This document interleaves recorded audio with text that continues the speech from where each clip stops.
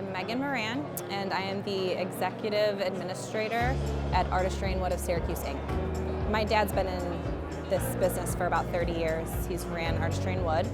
And just from word of mouth, from hearing, the Morrisville program is amazing. They put out a lot of quality students and alumni. So when we do get an application with someone from Morrisville, we know that it's somebody that we're gonna want to talk to.